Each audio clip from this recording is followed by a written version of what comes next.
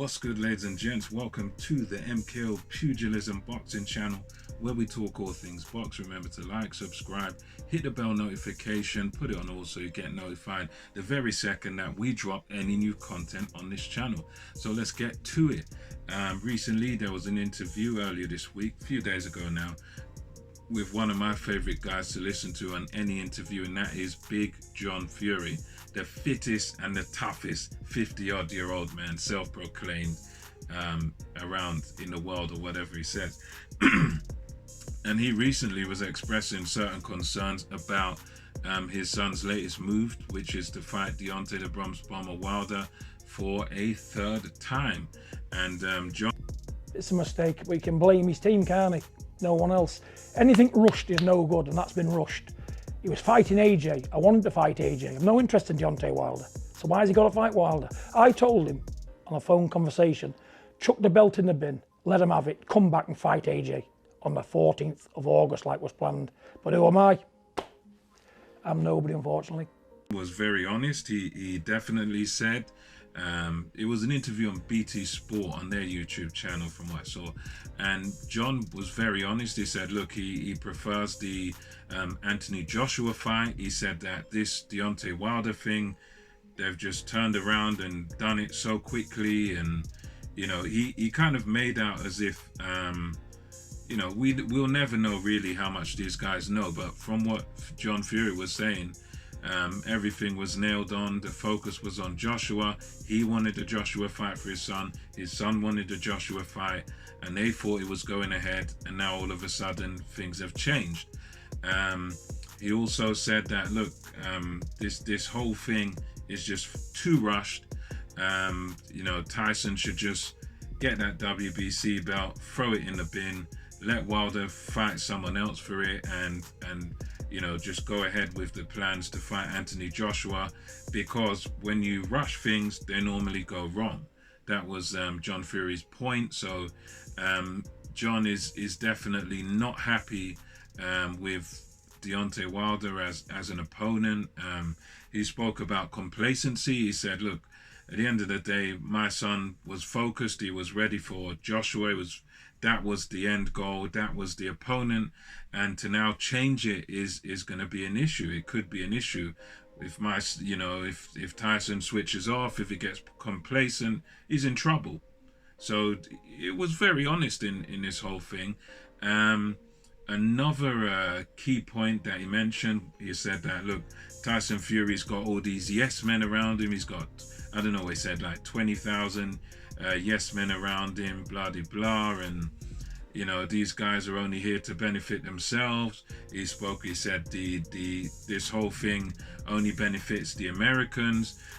He said, oh, these guys, they never wanted the Saudi fight in the first place, which is, I guess, implying, I don't know, maybe he's talking about Bob Arum and that side of the American promotion of Tyson Fury, that maybe he's trying to say those guys never wanted the Joshua fight which takes place in Saudi, and maybe he's saying they didn't want it, but he said, yeah, this only benefits the Americans. This doesn't really benefit Tyson at all.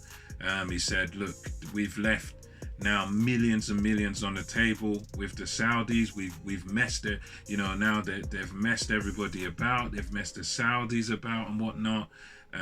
You know, they're not going to be happy.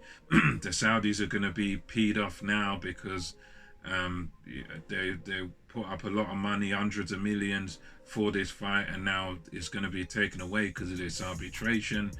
John was like, no, Tyson, just, if you listen to me, forget this Wilder, forget this whole thing, throw the belt in a bin, let him fight for it, and you fight Anthony Joshua as planned. He was very concerned about Tyson Fury sort of losing focus by changing opponents. And yeah, he definitely could have a point there, because it can be, especially in professional boxing, yeah, you're skilled to a certain level, but when you're really amped up to fight a particular guy, and then you know the opponent changes, and it's at a very high level of boxing.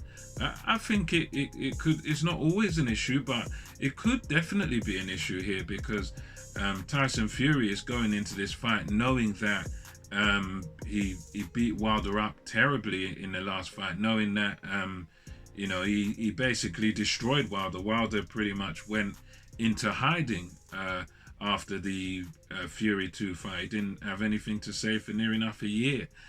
So he definitely gave him a beating last time. So he could go in there overconfident. He could go in there complacent. So I definitely get what John Fury's saying, and also from the money side. I mean, he's not going to make anywhere near the sort of money that he'd be making for Anthony Joshua. I mean, the Joshua stuff, you're talking, I don't know, $80 odd million or up to 100 million.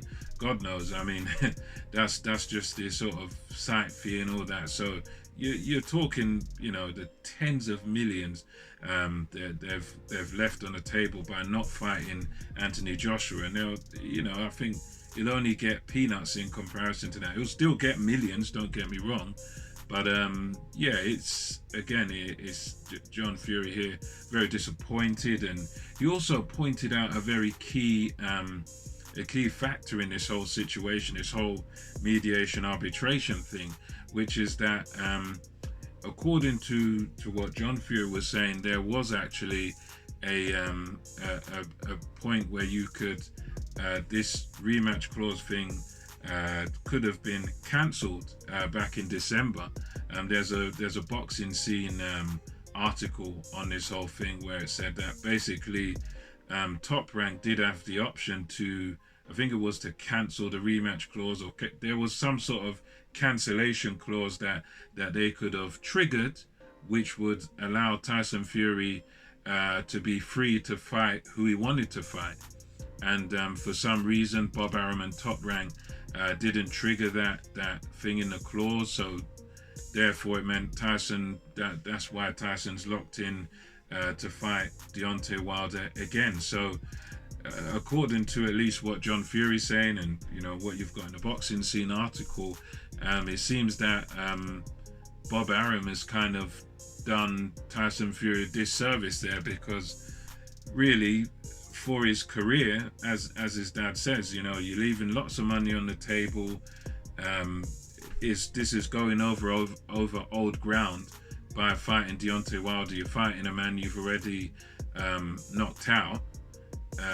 So for Fury, there really isn't really much to gain in this fight. I mean, for Wilder, there's everything to gain. For Wilder, there's all the motivation in the world, because he'll have his detractors, and he'll have many people saying, he's just going to get knocked out again, and many people showing what happened in the last fight, and he'll have many people writing him off going into this fight. But if Wilder can get in here and he can beat Tyson Fury, he can knock Fury out or whatever, then it stands him in very good stead. It puts Deontay in a very, very good position. It kind of vindicates him in a way, you know, for all those accusations and whatever, you know, that his supporters and that he's repeated against Tyson Fury, that Fury cheated, he done this, he done that. All of that stuff will be kind of, you know, in many people's eyes will be kind of proven right. You know, he'll get to sort of prove himself that he is the man. And if he wins, massive achievement on behalf of Deontay Wilder. And it will really boost him, and it really will boost his career. Deontay Wilder's got everything to gain in this fight, but when it comes to Tyson Fury, he's got nothing much to gain really, because the best result he was ever going to get came in the last fight, where he took Deontay Wilder out. He can't really, I don't think he can really improve on that, unless he maybe, I don't know, he puts Wilder away very early. He puts Wilder away in like 2-3 rounds. He can't really improve on what he done last time. Not in my view at least. So yeah, John Fury very concerned. He feels the whole situation is rushed, and it's too soon, and Tyson should just stick with Joshua. But as he said, Tyson's over 21. He can do what he wants. He's only the dad trying to advise him. And yeah, a lot of valid points by John Fury, especially regarding the thing where Top Rank could have actually cancelled, what's going on and actually made Tyson Fury a free agent. But there you go. So we'll see what happens. That's just my thoughts on John Fury's interview. Let me know your thoughts in the comment section below. Until next time, it's MKO Pugilism over and out, and I will catch you on the next one.